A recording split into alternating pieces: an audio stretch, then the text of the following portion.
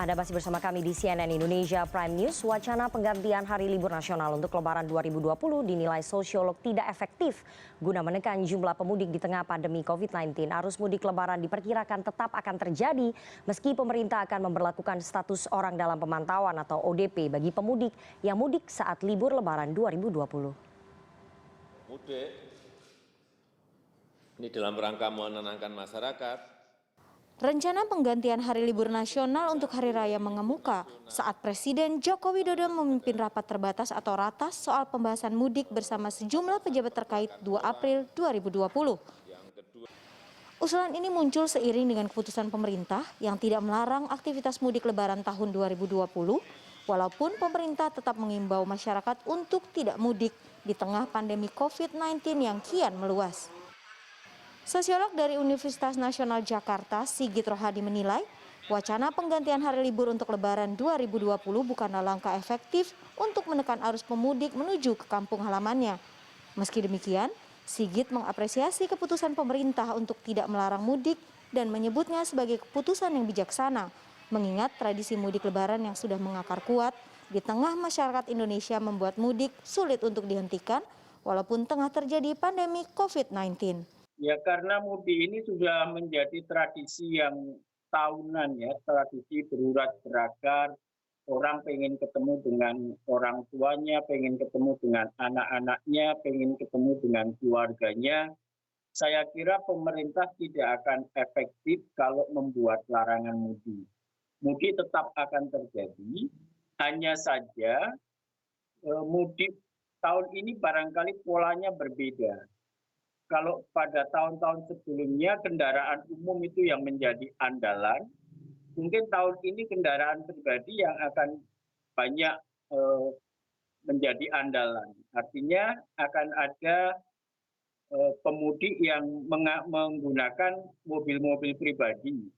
Betul, pemerintah sudah menetapkan aturan bahwa siapa yang tetap mudik akan dikenakan status orang dalam pengawasan. Tetapi saya yakin itu tetap tidak menghalangi atau mengurangi orang yang ingin mudik. Saya kira pemerintah bijak juga mengetahui situasi bahwa tidak mungkin membuat larangan mudik karena ini sesuatu yang melawan tradisi. Lebih jauh, Sigit menilai langkah pemerintah yang mengambil keputusan untuk menjadikan pemudik yang tiba di kampung halaman dari Jabodetabek sebagai orang dalam pemantauan atau ODP, serta mengefektifkan kinerja aparatur daerah dan komunitas warga pada tingkat RT dan RW untuk melakukan pemantauan secara melekat agar pemudik melakukan isolasi mandiri selama 14 hari, juga bisa menjadi upaya terbaik untuk menekan angka penularan COVID-19 saat Lebaran 2020. Usulan penggantian hari libur untuk Lebaran juga menjadi rencana yang kurang populer bagi masyarakat. Warga menganggap kebijakan tersebut tidak akan mampu untuk menahan keinginan mereka kembali ke kampung halamannya. Kelamaan kalau nunggu itu, di situ juga di Sampit udah lama sih, jadinya buru-buru pulang, di rumah nunggu-nunggu, nggak ada yang ngurusin juga di rumah. Kalau nunggu virusnya hilang, nanti di rumah gimana kelamaan? Ya terlalu lama ya. Ya kalau takut mas ya, was-was juga, tapi ya mau gimana lagi, daripada di sini kan nganggur terlalu lama kan nggak enak juga, habis uang kan.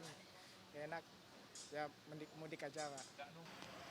Gelombang mudik sesungguhnya sangat berisiko untuk memperluas penyebaran COVID-19, mengingat nantinya akan terjadi mobilitas orang dalam jumlah besar ke seluruh wilayah di Indonesia. Namun jika Anda tidak mampu menahan keinginan untuk berkumpul bersama keluarga saat momen Lebaran tiba, setidaknya Anda bisa mematuhi imbauan untuk melakukan perlindungan diri sendiri, diantaranya dengan menjaga jarak serta menghindari kerumunan. Semuanya guna menjauhkan Anda dari kemungkinan tertular COVID-19. Sufiani Tanjung, Aryo Asmoro, Jakarta. Pemerintah hanya mengimbau agar masyarakat tidak mudik saat Hari Raya Idul Fitri. Pemerintah beralasan kebijakan tetap membolehkan warga mudik demi menjaga denyut perekonomian. Kebijakan ini dikhawatirkan dapat memperluas penyebaran wabah virus corona. Sementara pemerintah belum punya protokol konkret untuk mendeteksi masyarakat yang pulang kampung ke halamannya. Malam ini kita akan membahasnya dengan narasumber yang sudah bergabung dari luar studio melalui sambungan telepon. Ada Pak Juri Ardiantoro, Deputi 4 Bidang Komunikasi Politik dan Diseminasi redaksi informasi KSP, dan melalui sambungan telepon ada juga Pak Agus Pambagio, pengamat kebijakan publik. Selamat malam Pak Juri. Selamat malam, Mbak. Dan selamat malam Pak Agus, apakah bisa mendengar suara saya juga? Malam bisa, Assalamualaikum. Waalaikumsalam warahmatullahi wabarakatuh. Saya mau ke Pak Juri terlebih dahulu. Pak Juri, aturan soal boleh tidaknya masyarakat mudik ini menimbulkan kesimpang siuran informasi di masyarakat. Mungkin Anda bisa jelaskan sebetulnya pemerintah ini sikapnya bagaimana? Ya, sebetulnya sikap pemerintah kan jelas dan tidak perlu menjadi simpang siur ya. Sikap jelas bahwa Presiden mengatakan bahwa masyarakat Indonesia harus membatasi pergerakan sehingga pemerintah minta dengan sangat kepada masyarakat untuk tidak mudik. Oke. Ya. Jadi memang himbauan, tetapi himbauan ini disampaikan dengan semangat yang sangat kuat untuk tidak mudik bagi masyarakat yang akan datang ini. Jadi, nah ini sejalan dengan kebijakan yang baru saja ditetapkan oleh pemerintah, yakni kebijakan pembatasan sosial berskala besar atau PSBB, di mana seluruh pergerakan arus orang dan barang itu akan dibatasi. Jadi memang tidak dilarang, tetapi akan dibatasi dan akan diatur bahwa orang sebaiknya tidak mudik. Oke, Pak Juri, apa sebetulnya pertimbangan tetap memperbolehkan masyarakat untuk mudik? Apakah hanya semata menjaga denyut perekonomian agar tetap berjalan atau ada pertimbangan lain sebetulnya? Ya, saya kira pertimbangannya banyak sekali ya. Pertimbangannya ada pertimbangan belajar dari negara lain, ada pertimbangan sosial, ekonomi, karakter budaya bangsa kita dan lain-lain ya. Tapi intinya adalah bahwa rezim pengaturan pembatasan sosial ini adalah pembatasan, bukan pelarangan. Karena mungkin ada orang yang dengan sangat terpaksa harus mudik, tetapi harus menghadapi konsekuensi bahwa ketika sampai di kampung, dia akan dikenakan beberapa pengaturan-pengaturan oleh daerah yang nanti akan menerapkan kebijakan pembatasan-pembatasan sosial berskala besar. Jadi yang akan mudik pun akan menghadapi situasi yang rumit. Jadi makanya sebaiknya tidak mudik dan pemerintah akan memberikan stimulus atau bantuan sosial bagi yang tetap tinggal di kota-kota besar ini, sehingga kehidupan ekonominya akan dijamin dan tidak perlu risau. Nah, untuk libur nanti akan diatur cuti libur setelah nanti wabah ini mereda dan kemudian bisa menikmati pulang kampung atau mudik setelah wabah ini bisa dikendalikan. Oke, Pak Juri, apakah menjaga denyut perekonomian ini lebih penting ketimbang menekan angka penyebaran COVID-19 di mata pemerintah? Ya, saya kira bukan hanya soal ekonomi ya, pertimbangannya banyak sekali karena melarang orang juga tidak berarti menjamin 100% penyebaran tidak terjadi. Karena kita bayangkan ya, orang tinggal di Jakarta di tempat-tempat di mana orang tidak bisa mudik, sementara di Jakarta juga berkumpul dalam satu ruang yang sangat padat, itu juga satu yang berisiko. Oleh karena terus diatur supaya kebijakan ini tetap konsisten, jaga jarak, tidak berkumpul, di mana saja berada, entah di Jakarta atau di kampung. Yang penting protokol untuk menjaga diri, menjaga jarak aman itu yang harus ditekankan. Oke, Pak Juri, tadi Anda mengatakan bahwa melarang mudik saja masyarakat itu akan tetap mudik. Nah, kalau misalnya menghimbau, bagaimana kemudian pemerintah bisa memastikan masyarakat ini mau untuk tetap tinggal di daerahnya masing-masing, tidak mudik, selain dengan memberikan stimulus dan juga menggeser Hari Raya Idul Fitri, Pak Juri? Nanti kita dalam pengaturan pembatasan sosial berskala besar, itu kan ada banyak pembatasan-pembatasan, Mbak. Pembatasan orang akan sulit mudik, pembatasan orang akan sulit nyari tiket, pembatasan orang sulit bergerak di kampung halamannya. Nanti daerah-daerah itulah yang akan menerapkan kebijakan ini. Jadi itulah situasi yang yang pemerintah lakukan dan buat kebijakan itu supaya masyarakat bisa disiplin, bisa efektif untuk sama-sama menjaga diri untuk tidak menularkan atau tidak berpotensi menularkan wabah ini atau virus ini. Oke, saya mau ke Pak Agus Pambagio sebagai pengamat kebijakan publik. Pak Agus, Anda melihat kebijakan yang diambil oleh pemerintah hanya mengimbau saja, tidak melarang masyarakat untuk mudik. Apakah kebijakan ini tepat di saat angka penyebaran wabah COVID-19 ini sudah meluas di lebih dari 30 provinsi? Pak Agus? Ya, saya orang yang dari puluhan tahun yang lalu mengatakan bahwa masyarakat kita adalah masyarakat yang sangat tidak disiplin, masyarakat yang sangat cuek. Dia tidak peduli kecuali nanti ketika mengenai diri keluarganya baru dia kalang kabut dan marah-marah.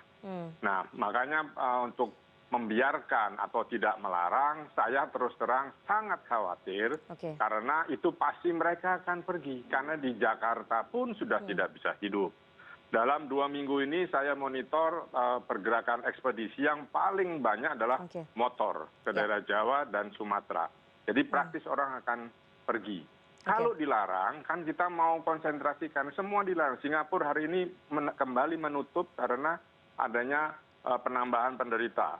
Nah, jadi kita ini di tetangga sebelah-sebelah aja sudah menutup, kita enggak. Mungkin karena takut kekurangan uang, pemerintah akan harus menjamin atau apa, sudahlah, ekonomi kita lupakan. Karena tidak ada satupun negara di sini, di seluruh dunia, yang tidak terdampak. Saya khawatir kalau kita tidak konsentrasi menghilangkan COVID-19 ini, sementara negara lain konsentrasi penuh, tidak memikirkan ekonomi, nanti ketika negara lain sudah selesai dan sudah mikir ekonomi, kita masih pusing ngurusin COVID-19 ini. Karena kan angka yang keluar dari pemerintah 700 atau 900 itu kan bukan real dari penderita yang sebenarnya. Kalau Kementerian Kesehatan bilangnya itu hanya 5%, berarti kan harus kali 20. Nah ini kan kita juga tidak tahu ada di mana. Belum kita dapat tambahan narapidana, kita dapat tambahan orang migran pulang dari Malaysia. Saya nggak bisa membayangkan itu. Pak Agus, tapi ini Anda tadi sudah menyebutkan sebetulnya artinya pemerintah sengaja tidak melarang masyarakat untuk mudik ini sebagai cerminan bahwa pemerintah tidak mau menanggung begitu masyarakat yang tinggal di wilayahnya masing-masing begitu? Iya, dengan keluarnya PP, keluarnya Kepres dan Perpu, kan itu terlihat bahwa memang ingin tidak terlalu mengurusi orang-orang ini karena ketiadaan keterbatasan dana. Saya sudah pernah menulis minggu lalu, ya itu bisa saja kalau memang mau serius. Saya sangat khawatir ketika negara lain sudah selesai, kita masih berkutat dengan itu kan. BIN memperkirakan sekitar Juni-Juli, panjang itu. Saya tidak yakin apakah negara lain Juni-Juli juga masih sibuk dengan COVID-19 gitu.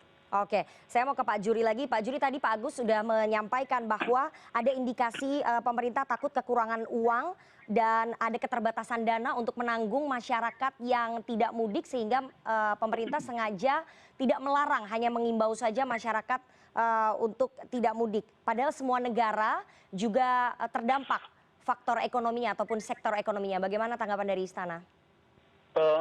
Sayang saya tidak mendengar tadi penjelasan Mas Agus Pambagio ya, tidak terdengar. Tapi saya kira tidak ada cerminan dari kebijakan pemerintah bahwa pemerintah itu takut atau tidak mau mengeluarkan anggaran untuk menanggung beban orang yang berdampak COVID ini. Kalau kita lihat bahwa pemerintah menjamin bahkan meminta orang tidak mudik dan akan menjamin kehidupan ekonominya saat yang bersangkutan tetap berada di tempat perantauan seperti sekarang ini. Nah itu kan bukti bahwa kita ini mampu menyediakan jaminan hidupnya. Dan kemudian pemerintah juga merealokasi banyak anggaran dan kemudian uang 400 triliun lebih untuk penanganan ini dan sebagian besar adalah untuk mengantisipasi atau untuk memberikan bantuan-bantuan kepada masyarakat yang terkena dampak dari wabah ini. Pak Juri, sebetulnya alasan-alasan itu bisa dijawab dengan kebijakan yang sudah dibuat oleh pemerintah. Tidak benar pemerintah ketakutan untuk menyediakan anggaran atau uang untuk menanggung hidup orang yang berdampak akibat misalnya kalau dilarang mudik. Oke, kita akan lanjutkan lagi perbincangan kita dengan para narasumber yang bergabung dari luar studio. CNN Indonesia Prime News segera kembali sesaat lagi.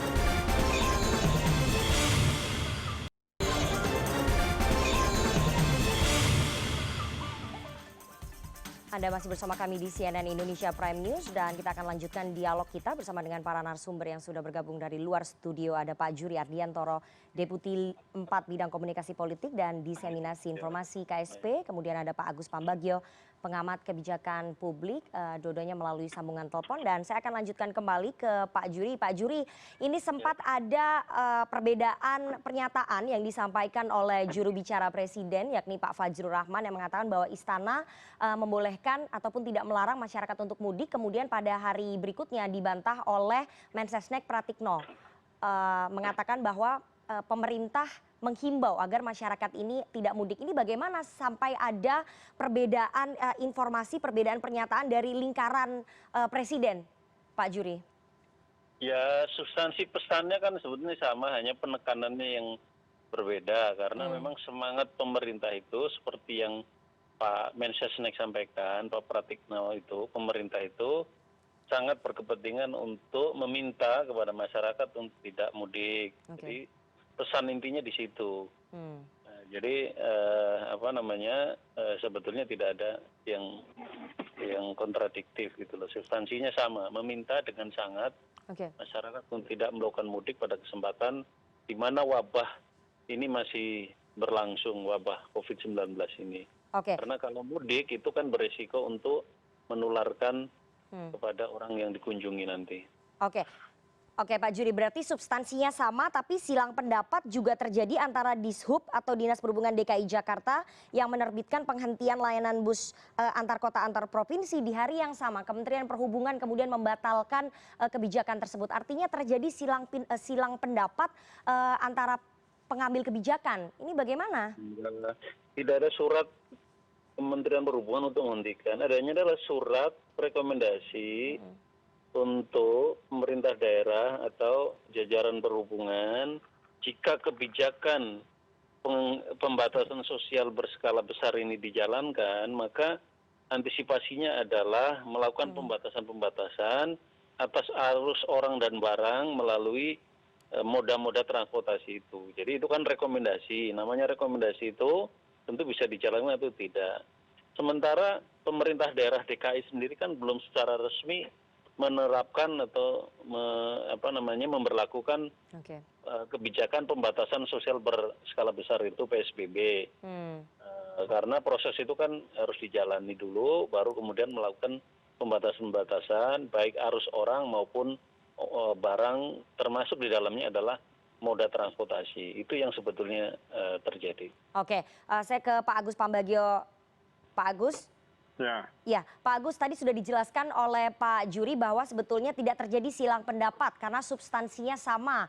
Pemerintah tetap menghimbau agar masyarakat tidak mudik. Tapi kalau kita lihat faktanya beberapa hari yang kebelakang, ini terjadi silang pendapat terhadap pengambil kebijakan. Ada yang menginginkan pembatasan agar masyarakat ini tidak mudik dengan mengeluarkan himbauan, rekomendasi agar layanan bus itu kemudian ditutup. Tapi di sisi lain, pemangku kebijakan yang lain kemudian membatalkan kebijakan tersebut. Bagaimana Anda melihatnya ini?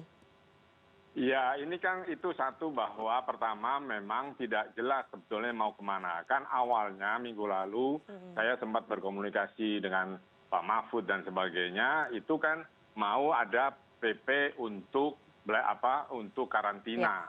Sehingga waktu itu semua aparat termasuk Kemenhub dan PLT-nya Pak Luhut kan menyusun rapat dan sebagainya dan memerintahkan. Kan tidak mungkin Bu Polana, Kepala BPJTJ itu dengan lancangnya membuat, pasti ada yang memerintahkan. Nah tetapi tiba-tiba kebijakannya kan berubah. Tidak ke karantina tetapi ke PSBB. Yang buat publik itu menjadi baru lagi. Jadi kita ini berdebat dengan istilah, panjang-panjang dijelaskan tetapi tidak ada real. Sebetulnya bagaimana? Akhirnya kan masyarakat bergerak sendiri. Saya di sini mengorganisasi RW untuk segera mendata siapa yang tidak bisa makan hari ini harus kita kasih makan. Saya teman-teman alumni yang sudah sekarang usia manula ini mau diapakan? Semua kita data. Jadi kita ini bergerak sendiri. Yang katanya pemerintah punya sekian triliun, itu belum tahu gimana caranya. Sementara teman-teman yang punya kredit, yang itu juga tidak tahu POJK 11 juga tidak bisa dijalankan. Sementara PP 21 pun juga sulit dijalankan. Bagaimana bisa pemerintah daerah mau melakukan parsial lah, katakan parsial karantina, harus minta izin ke Kemenkes. Nah, Menteri Kesehatannya aja kewalahan ngurusin penyakit lalu diminta ngurus izin. Ini yang saya tidak paham, sehingga saya jadi ragu ini sebetulnya kita mau dibawa kemana. Kan kita harus mau konsentrasi membereskan ini dulu, baru ekonomi lah. Saya sempat tulis bahwa tolong semua batalkan proyek-proyek mega supaya uangnya ada dialokasikan. Besoknya Pak Luhut bicara pemindahan ibu kota tetap jalan, high speed train tetap jalan. Kita kan bingung ini sebetulnya bagaimana sih maunya gitu. Artinya kalau Anda lihat kebijakan-kebijakan pemerintah yang masih menjalankan proyek-proyek infrastruktur itu harusnya bisa dihentikan terlebih dahulu dan fokus di area alokasi untuk 2023 Oke, jika sudah selesai. Oke, difokuskan kemudian untuk penanganan wabah COVID-19 begitu ya Pak? Oke, sementara Anda melihatnya juga bahwa himbauan ini bertentangan tidak sih dengan pembatasan sosial berskala besar ini? Ya sekali lagi begini, karena peraturannya pun sumir, sulit memahami. Saya kan di Perintah Undang-Undang Nomor 6 Tahun 2012 soal kekarantinaan jelas ada satu PP yang harus diterbitkan mengurusi sanksi administrasi. Kemudian ada 11 surat Menteri Kesehatan, surat keputusan yang harus dikeluarkan. Tapi tidak ada yang keluar, tiba-tiba muncullah PP 21 itu soal PSBB. Kan padahal nggak diperintahkan, sementara katanya sanksinya ada, nggak ada sanksinya, suruh refer ke Undang-Undang Nomor 6. Nah ini membingungkan, kasihan nih masyarakat, ini sebetulnya tidak masyarakat lah, semua teman-teman pimpinan media juga kita diskusi, bingung ini mau kemana sebetulnya gitu.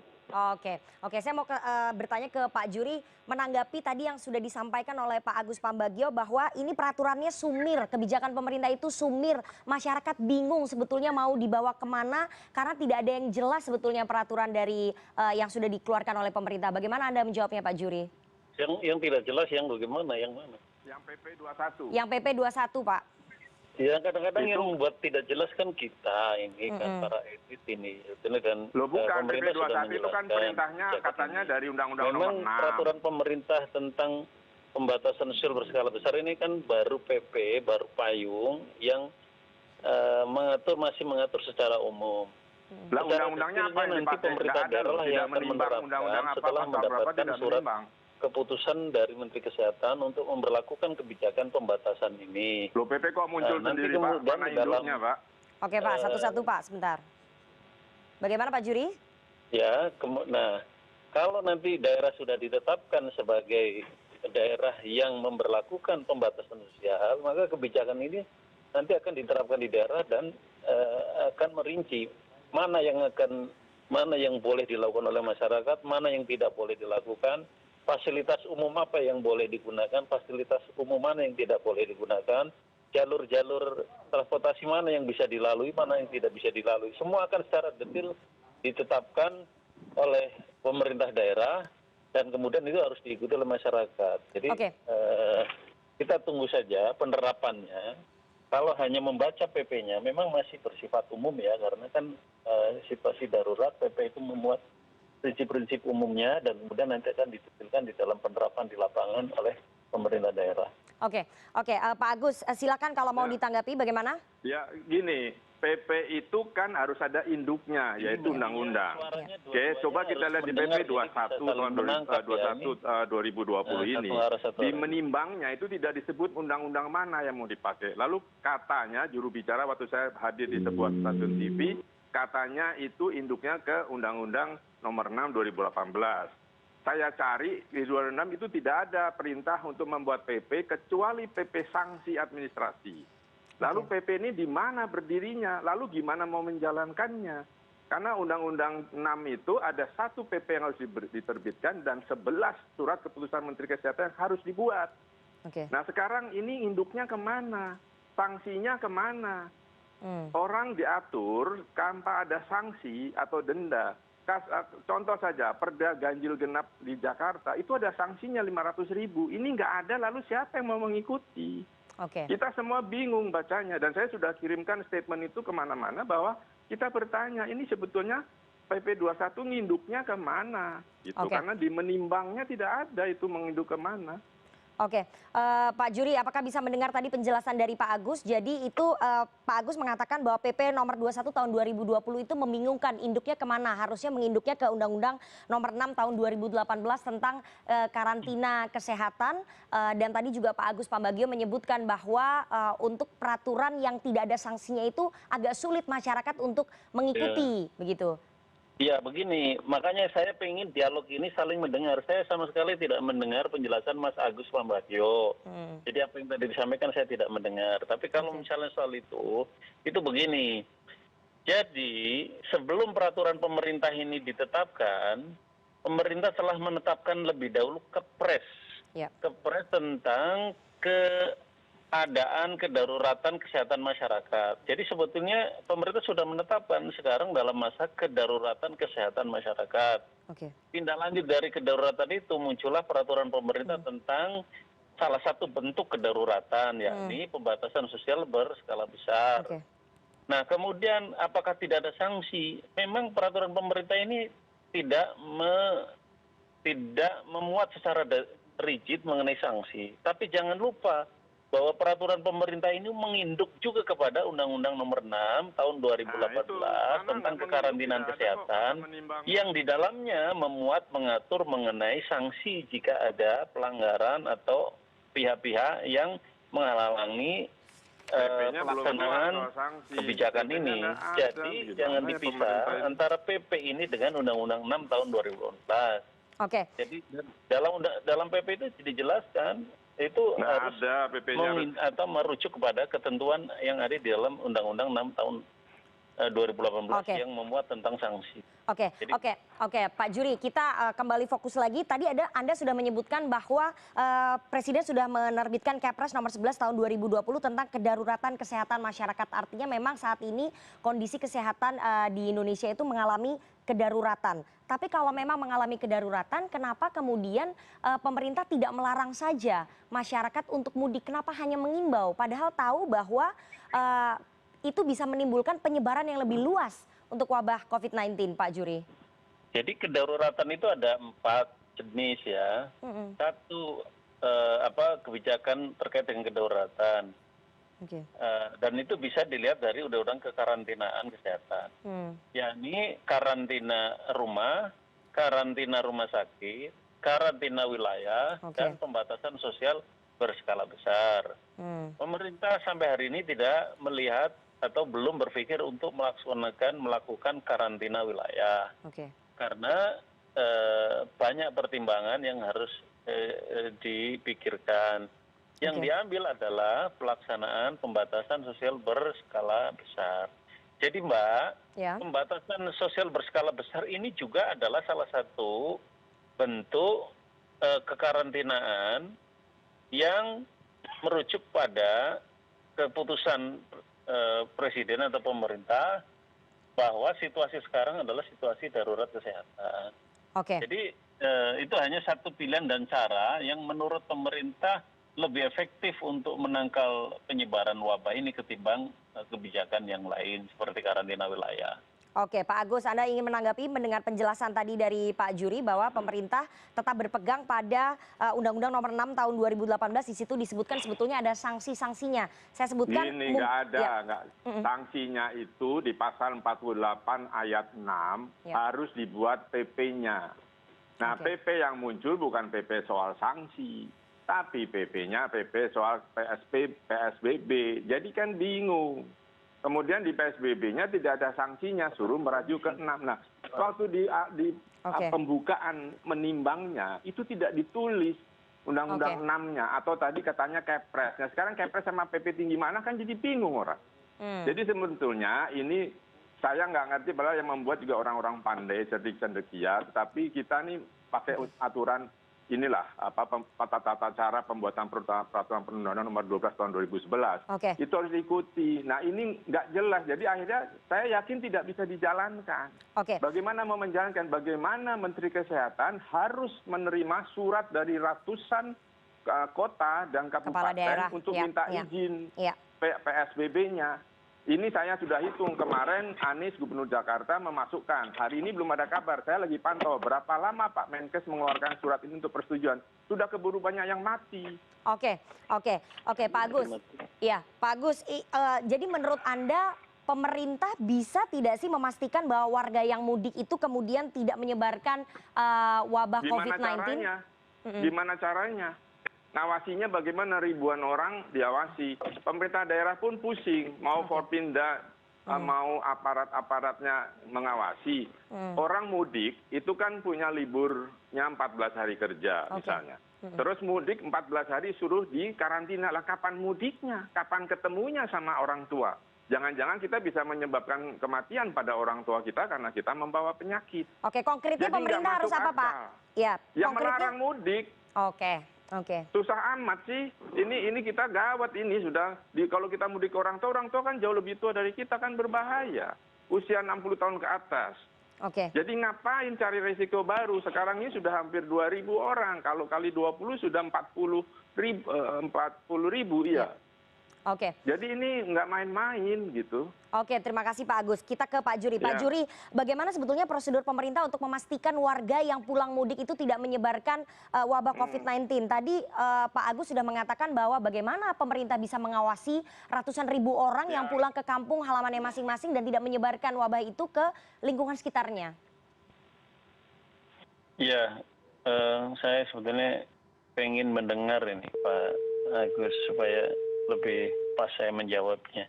Oke. Jadi semua pilihan kebijakan itu pasti ada plus minusnya, ada resikonya. Melarang orang mudik, apakah menjamin tidak ada penyebaran? Membolehkan orang mudik juga tidak menjamin ada penyebaran. Maka yang bisa dilakukan atau yang paling pas dilakukan adalah membatasi pergerakan orang, membatasi berkumpulnya orang, membatasi orang untuk ketemu dengan orang lain.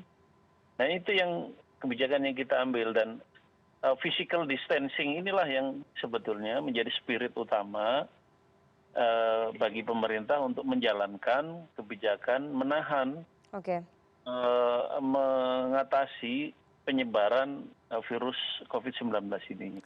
Oke, Pak Juri, nanti kita akan lanjutkan lagi perbincangan kita bersama dengan satu narasumber, yakni Pak Pandu Riono, pakar epidemiologi Fakultas Kesehatan Masyarakat Universitas Indonesia. Namun setelah jeda, CNN Indonesia Prime News segera kembali sesaat lagi.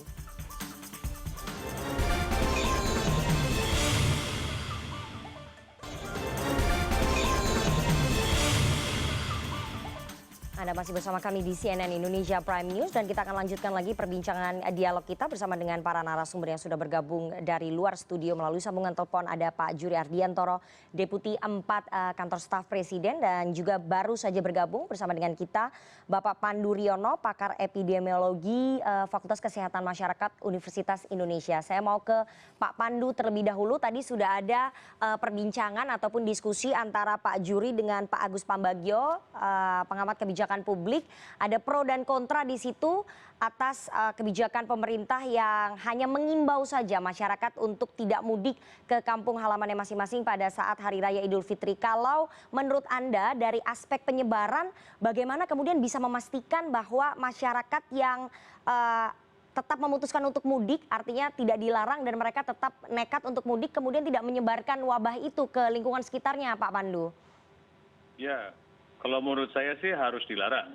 Oke. Karena Presiden sudah mendeklarasi bahwa Indonesia itu dalam tahap kegentingan sehingga memaksa untuk menerapkan undang-undang karantina. Oke. Dan pilihan opsinya adalah pembatasan sosial berbasis atau berskala besar. Itu artinya apa? Kita harus paham betul. Artinya kalau kita bilang skalanya dari 0 sampai 100, kita tuh belum sampai 50% intensitasnya. Oke. Kita memang sudah menutup semua kegiatan-kegiatan. Tapi kita harus membatasi mobilitas penduduk. Karena ini membuat penularan terus berlangsung. Kalau tidak dibatasi, kita harus menghentikan penularan.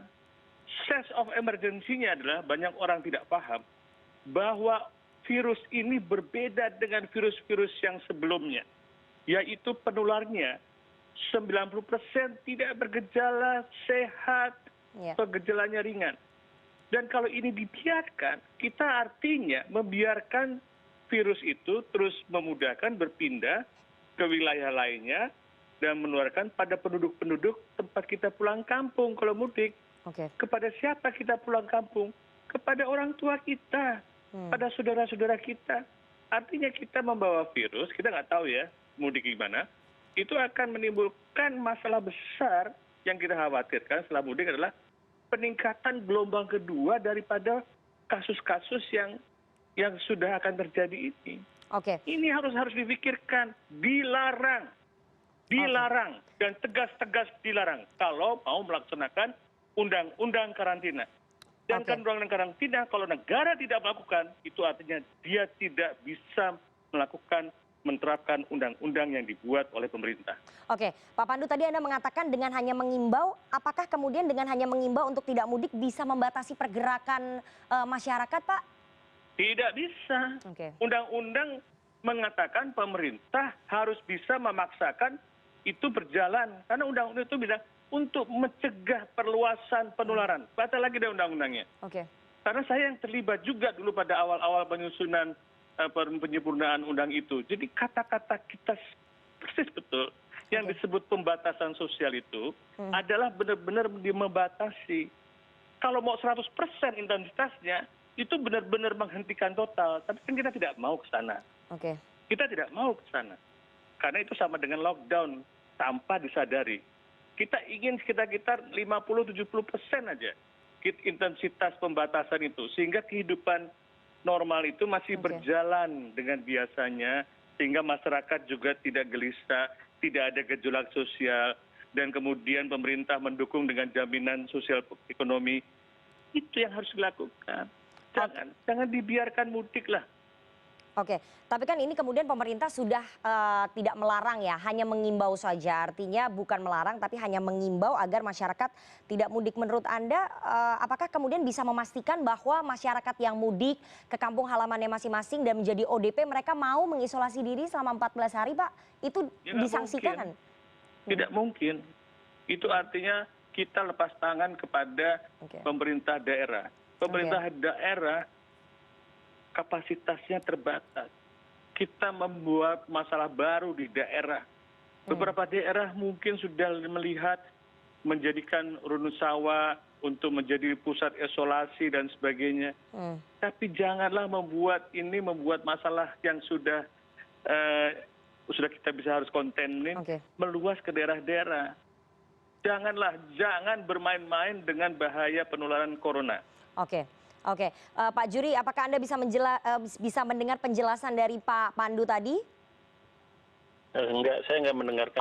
Oke, saya sampaikan ya. Tadi Pak Pandu Riono, pakar epidemiologi FKM UI menjelaskan bahwa dengan pemerintah tidak melarang masyarakat untuk mudik ke kampung halamannya, itu akan menimbulkan masalah baru di daerah, itu yang pertama. Kemudian akan ada potensi peningkatan gelombang kedua wabah COVID-19 dan tentu saja tidak bisa membatasi pergerakan orang yang sudah berada di kampung halamannya masing-masing. Apakah kemudian ini sudah disadari oleh pemerintah, Pak Juri? Ya, pemerintah sudah mendengar dari banyak pandangan, dari banyak pendapat. Pemerintah juga mempelajari dan memahami perkembangan dari penyebaran virus ini. Pemerintah juga belajar dari banyak negara di dalam penanganan wabah ini. Pemerintah juga menghitung, mempelajari, memahami kondisi geografi, demografi Indonesia yang sedemikian rupa, dan semuanya menjadi bahan pertimbangan. Dan keputusan yang diambil sampai hari ini untuk saat ini adalah itu tadi, pembatasan. Jadi soal mudik, soal orang pergi kemana atau lalu lintas orang, itu semua dalam kerangka pembatasan. Jadi bukan sekedar menghimbau, tetapi juga membatasi pergerakan orang. Jadi orang nanti tidak mudah juga melakukan pergerakan, entah itu mudik, entah itu berkegiatan, berkerumun, berkumpul, itu semua akan diatur dan dibatasi. Oke, Pak Juri, bagaimana caranya membatasi pergerakan orang di kampung halamannya masing-masing? Real konkretnya langkahnya seperti apa, Pak? Nah, sekarang saja sudah jalan ya. Sekarang kan sebenarnya sudah, walaupun belum resmi diberlakukan di daerah pembatasan itu. Misalnya, ini saya sudah cek di kampung saya di Jawa Tengah. Itu semua orang yang pulang ke kampung dari kota besar seperti Jakarta atau Jabodetabek, itu semua didata dan kemudian diawasi oleh aparat desa dengan pengawasan dinas kesehatan masing-masing untuk mengisolasi atau untuk mengkarantina diri untuk tidak berdekatan atau bersinggungan dengan orang lain dalam jangka waktu yang ditentukan.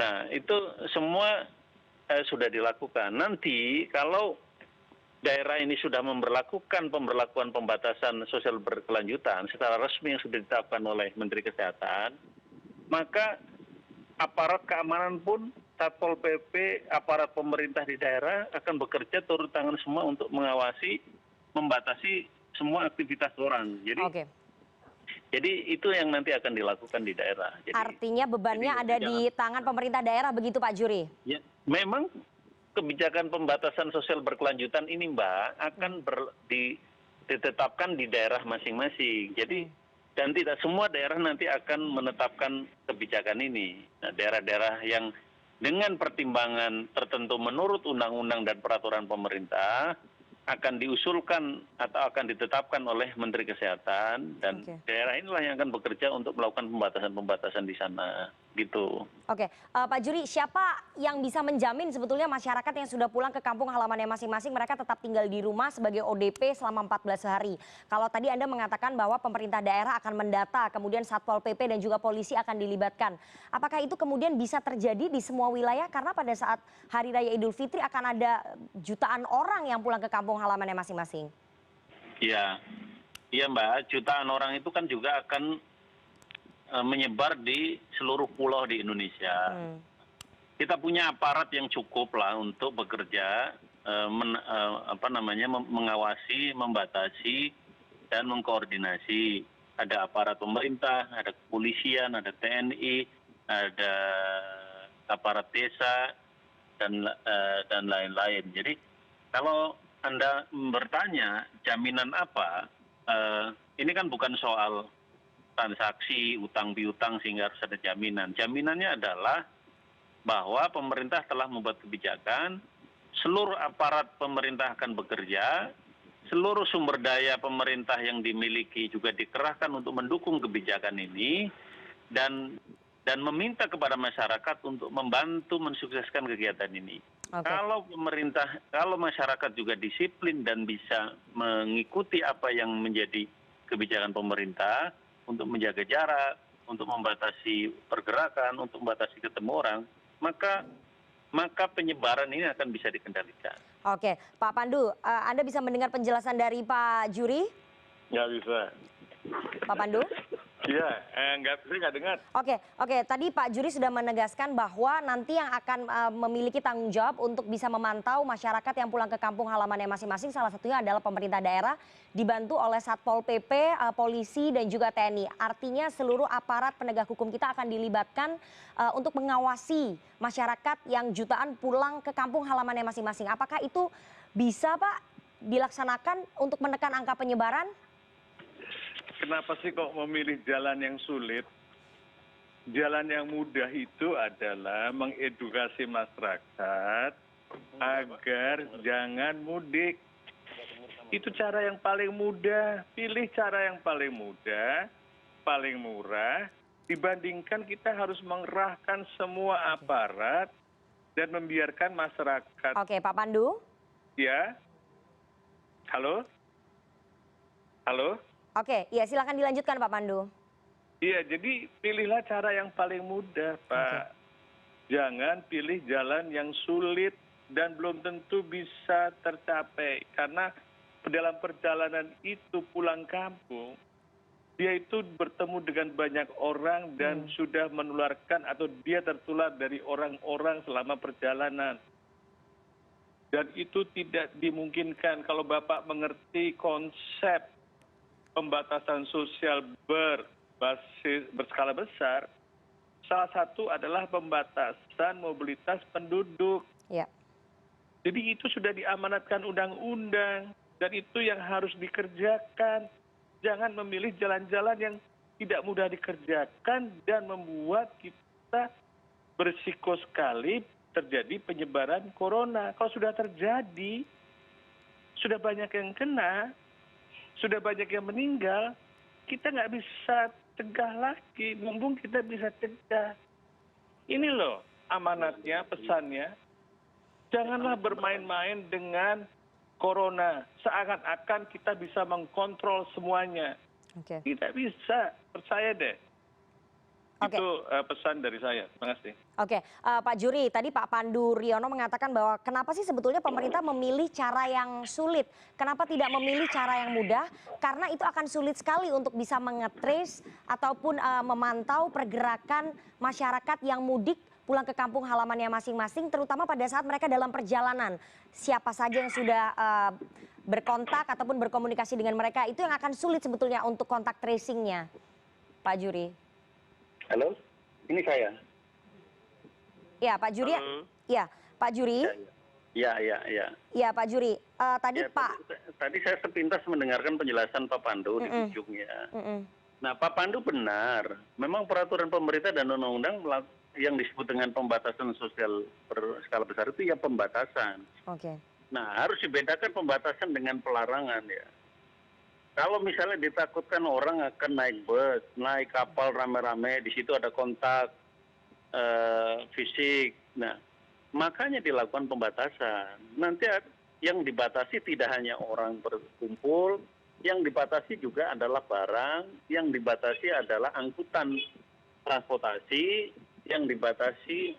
Jadi banyak sekali nanti pembatasan yang kemudian bisa mengatur orang tidak dengan mudah kontak, berkerumun, bergerombol, atau bertemu dengan orang lain. Itulah makanya disebut dengan pembatasan.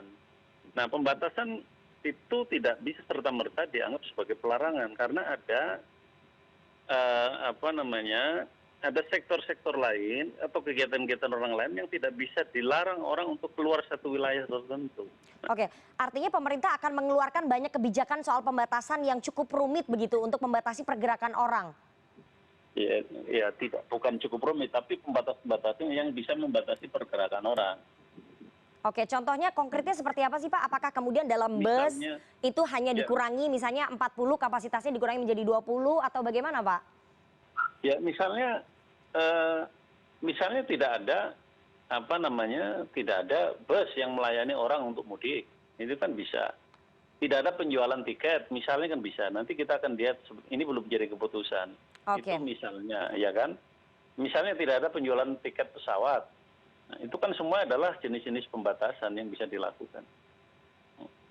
Oke, berarti nanti kita lihat apakah kemudian pemerintah akan memutuskan untuk tidak mengeluarkan begitu ya soal penjualan tiket bus ataupun transportasi darat, laut dan udara begitu, itu masih dibahas dan juga dipertimbangkan oleh pemerintah begitu Pak Juri? Iya, itu kan contoh-contoh pembatasan yang bisa dilakukan misalnya. Tapi kita tunggu nanti kebijakan resminya seperti apa. Oke, Pak Pandu, mungkin terakhir apa sebetulnya yang harus dilakukan pemerintah menjelang bulan Ramadan dan juga Hari Raya Idul Fitri, karena kita berpacu dengan waktu, kalau tidak ada kebijakan yang cepat dan juga terarah begitu akan membingungkan masyarakat, Pak Pandu. Iya. Jadi oke deh, kita menggunakan kalimat atau bahasa yang sama. Pembatasan. Jadi untuk mudik ini saya menyarankan kepada pemerintah untuk membuat kebijakan pembatasan 100% untuk tidak mudik. Itu lebih mudah. Selama bulan puasa kita memberikan edukasi yang sebesar-besarnya, seluas-luasnya, sejenis-jenisnya, kita berembuk dengan pemuka agama, kenapa untuk Lebaran tahun ini kita bersama-sama tidak mudik. Oke. Jadi dengan tidak mudik, kita telah memberikan amal yang sangat besar bagi negara dan umat manusia untuk menghentikan perluasan pandemi. Itu pahalanya jauh lebih besar. Oke. Ya, jadi kita harus mengedukasi. Dan itu jauh lebih mudah, jauh lebih murah. Dan lebih kita bisa lakukan karena kita mengharapkan partisipasi masyarakat. Oke. Ya, jadi masyarakat itu harus dipahami, dimengerti. Masyarakat itu bukan masyarakat yang bodoh. Mereka tahu kok kalau diberitahu itu akan mematuhi dan sadar voluntary untuk tidak mudik. Oke, jadi begitu kalau bisa saya rangkum tadi pembatasan 100% untuk tidak mudik selama bulan Ramadan dan memberikan edukasi kepada masyarakat bekerja sama dengan pemuka agama apa manfaat tidak mudik pada Lebaran kali ini. Begitu ya Pak Pandu ya? Betul. Oke, dan Pak Juri mungkin tadi mendengar sedikit?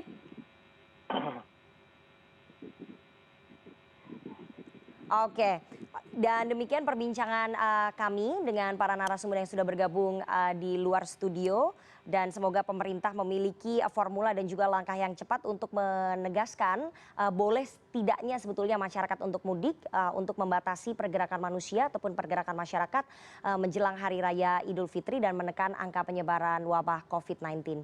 Dan CNN Indonesia Prime News segera kembali sesaat lagi, jangan kemana-mana.